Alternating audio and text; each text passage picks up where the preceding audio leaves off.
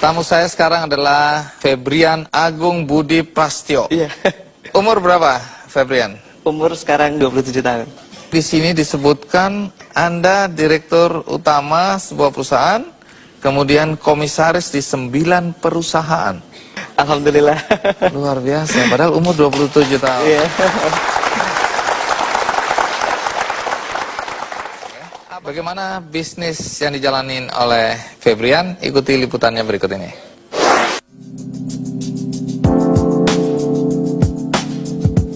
Febrian Agung Budi Prasetyo, seorang pria muda yang berusia 27 tahun ini merupakan pria kelahiran Solo yang dibesarkan dalam keluarga sederhana.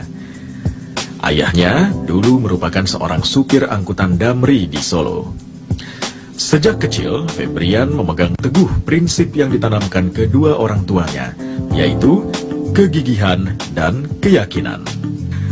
Dengan prinsip tersebut, telah mengantarkan Febrian untuk merantau dan menempuh pendidikan di Perguruan Tinggi Institut Teknologi Bandung ITB pada tahun 2002 di jurusan Teknik Kimia.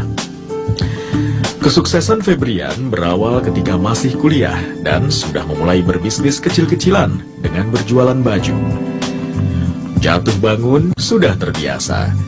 Tetapi pada penghujung tahun 2006, Febrian mulai menjajaki bisnis pulsa telepon. Berkat ketekunan dan keuletannya, bisnis pulsanya berkembang pesat hingga mengantarkan anak supir damri ini menjadi presiden direktur PT Duta Future Internasional yang membawahi sekitar 500 karyawan. Hingga 2011 ini, bisnisnya telah meraup omset miliaran hingga triliunan rupiah setiap bulannya. Banyak sekali penghargaan diberikan kepada Febrian, antara lain penghargaan pengusaha muda terbaik 2010, sekaligus penghargaan Muri berkat bisnis pulsanya. Walaupun sudah sukses, Febrian memiliki sifat yang ramah, religius, dan rendah hati.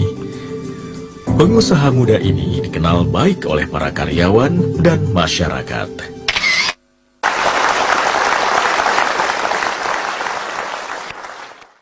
Tidak semua orang, terutama dalam usia muda, bisa sukses dalam berbisnis ya. Lalu apa yang membuat Febrian itu bisa sukses?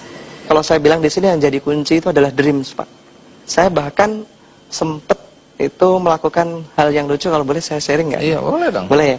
Jadi kalau kata beberapa buku yang saya baca, ada Berpikir dan Berjiwa Besar dan lain sebagainya, itu dia dikatakan bahwa saya kalau kita mau achieve sesuatu, kita harus benar bisa meyakini bahkan sampai merasakan. Nah, waktu itu tahun 2006 ya, saya belum punya apa-apa, motor satu Mio juga nyicil, sampai mencicil. Nah, saya pengen banget ngerasain kalau punya duit 10 miliar tuh rasanya gimana gitu.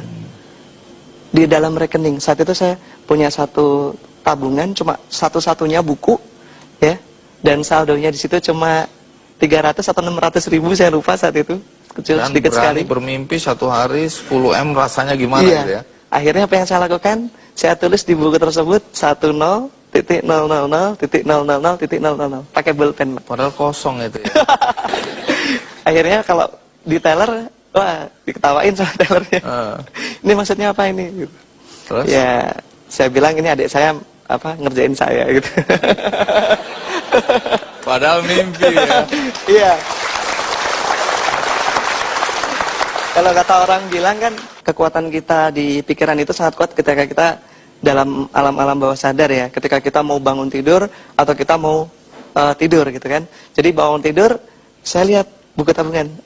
Saya punya 10 miliar, yes. itu memberikan power, Pak. Iya. Itu memberikan power. Itu cocok gitu, karena The Secret mengajarkan hal seperti itu. Apa yang kita inginkan, kita pikirkan, kita ucapkan, kita selalu ingat-ingat terus. Kemudian lanjutan dari The Secret, The Power. Jangan-jangan Anda pembaca buku ini ya? Saya baca bukunya, saya lihat filmnya, saya sampai nangis, Pak. Karena di situ dijelaskan kok mirip sekali yang saya lakukan, Pak. Nah, sekarang pertanyaan terakhir yang selalu saya ingin tanyakan. Apa nasihat Anda pada anak-anak muda dalam konteks berbisnis? Untuk berbisnis seperti yang saya sampaikan tadi, yang paling penting adalah kita mau dulu. Mau ya, dulu. kemudian dari kita mau tersebut bagaimana kita bisa membuatnya jadi satu dreams yang bulat gitu. Jadi mimpi yang Bulat, utuh gitu utuh. ya, yang Caranya pasti. gimana? Pernah nggak kita semua mencoba untuk menuliskan dream kita? Nah, itu jarang, Pak. Jadi nulis saya umur sekian mau gimana, dan itu saya punya temen yang melakukan itu dan hasilnya luar biasa gitu.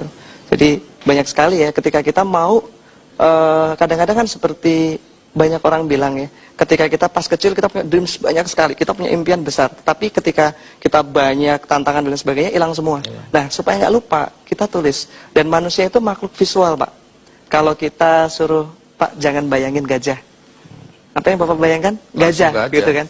Manusia itu makhluk visual, jadi kita harus berani memvisualisasikan dream kita dalam bentuk gambar-gambar. Ini yang saya lakukan itu pas saya di kampus ya, ke kampus juga jalan kaki dari rumah.